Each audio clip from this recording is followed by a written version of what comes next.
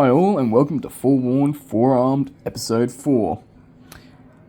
Today's discussion is going to be what is most likely going to be a game changer in the game coming up with in regards to the new Nordic forces, more specifically to do with the Norwegian infantry. So, for those keen-eyed and who've paid close attention to the detail, the new Norwegian infantry have what's called the Eryx. So, before we get into more detail, let's have a little bit of a background history on what the Eryx is first to understand what we're going to be dealing with. So, the Eryx was a bit of a project that was designed to replace the Larrick in the 1970s for the French army. And it was designed as a short-range AT guided missile system. It has a maximum range of about 600 meters, and it's quite accurate. And if you think about it, it's kind of like a mini Milan, because that's pretty much what the French wanted them to be like. So, if we go back and actually have a look at the stats for the Eryx on our Norwegian infantry, we can see straight away the big differences between Milan and Eryx. And the biggest one of that is there's no minimum range for the Eryx. And what does that mean? Defensive fire. I cannot stress enough how good that thing is going to be for defensive fire, especially against any armored opponent out there. And let's just put it this way, like when you're thinking about it, ERA and Chobam have 16 against the side and front. This thing with an AT-24, it's going to go. Good luck rolling that 6. So that's one thing to consider. Moving forward onto that is the fact that it's got no defensive fire. However, the downside is it is no moving rate of fire. So that means it can be pinned, which is probably going to be a problematic issue for Norwegians moving forward, especially with their stats line of 4+ to rally. So that does make it a little hard for them to rally. But in all, this can be a big game changer. And I'll explain the reasons why. So, first reason is, Norwegian infantry get this wonder weapon, aka the Eryx. So when we look at it, it's like they can choose to upgrade their Charlie Gs or Carl Gustafs for them for a points cost. So they can do this in both their small and large platoon sizes. They have the choice of 2. So going forward, it's quite interesting that they can do this. It gives them a little bit of extra firepower. I personally love this. I love the fact that I can swap out my Charlie Gs for Eryx. It gives me a bit more punch, considering they're about the same range, which is great. The only problem, as I've said before, is that whole pinning of Norwegian infantry. So what I would probably most likely do is maybe play 2 platoons, one upgraded with the Eryx, one not, just so I can get like defensive overlapping of fire. So that way, if one unit is pinned, it's close enough that if something does assault it, you still have some form of defensive fire against certain things. It's not going to help, again, in total of other things, but it could be used as a really good screening platoon.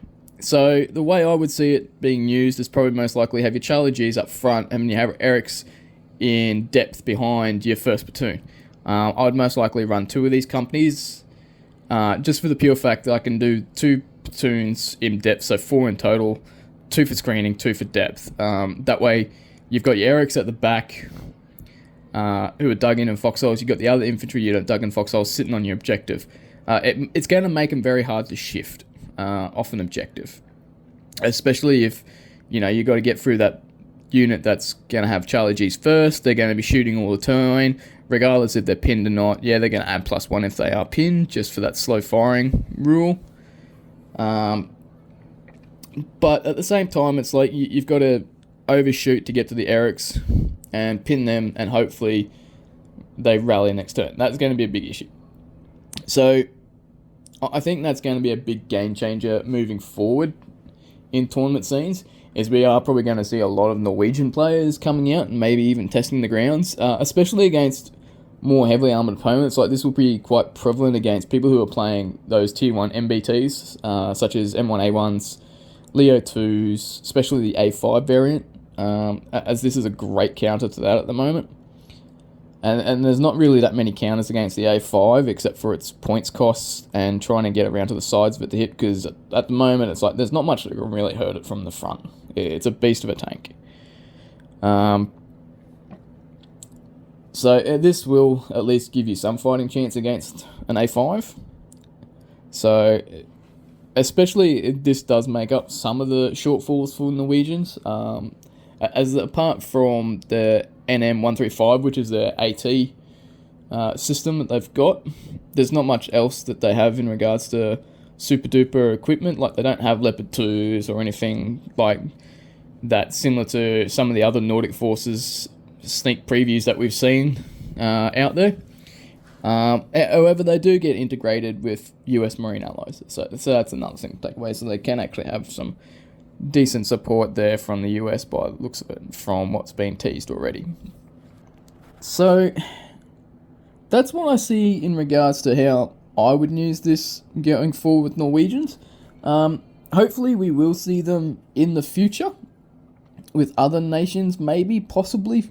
It definitely should hopefully be with the French, considering it is their system.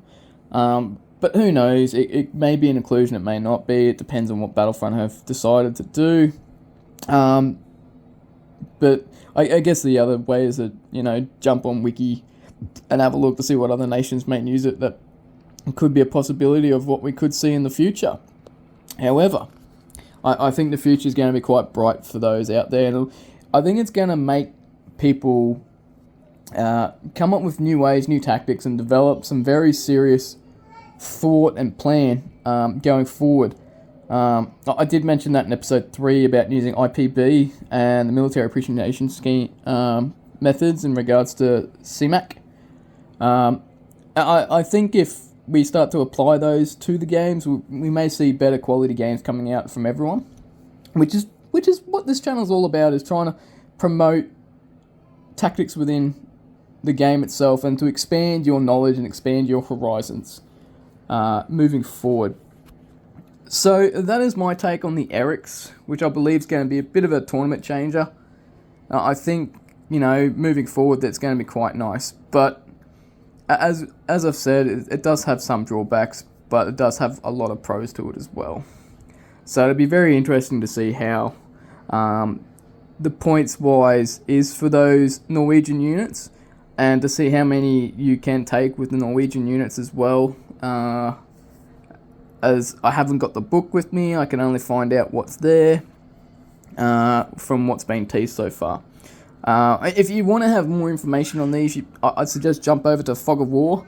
They did a great coverage about it.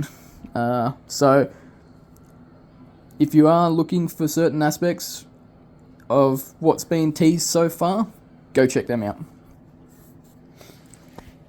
So that's my take on the Eryx. And I see it not necessarily becoming a big meta change as such, but I think it will definitely shake up the meta as it is.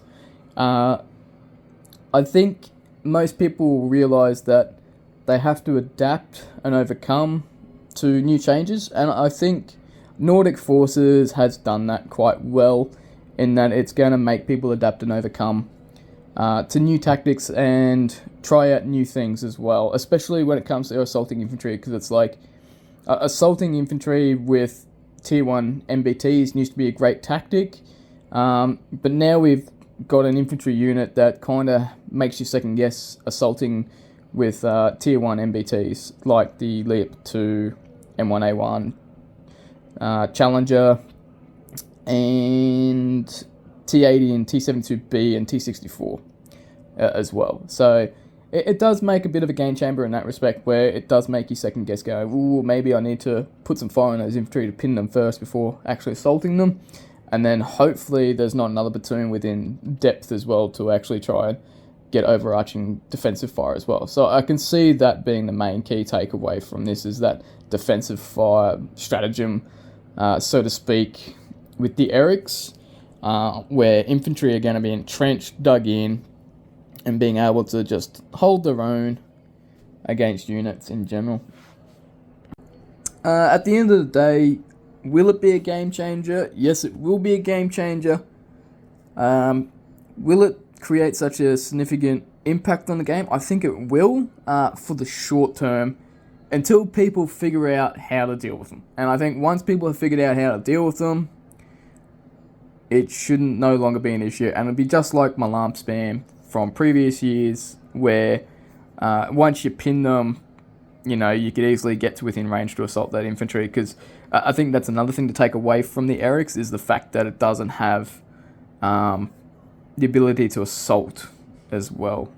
So that is one of the key downfalls, I guess, for the Eryx, is just the fact that if they're pinned, they're not going to be able to fire back, and if you get into assault, it's like they're not going to be the best for counter-attack either. So that's something to take away from there in general. So I do hope you enjoyed our quick video today of the upcoming changes in regards to Nordic forces, especially Norwegians and the Eryx system. If you did enjoy this video, please like and subscribe and support the channel, and we hope to see you in the near future. So good hunting out there.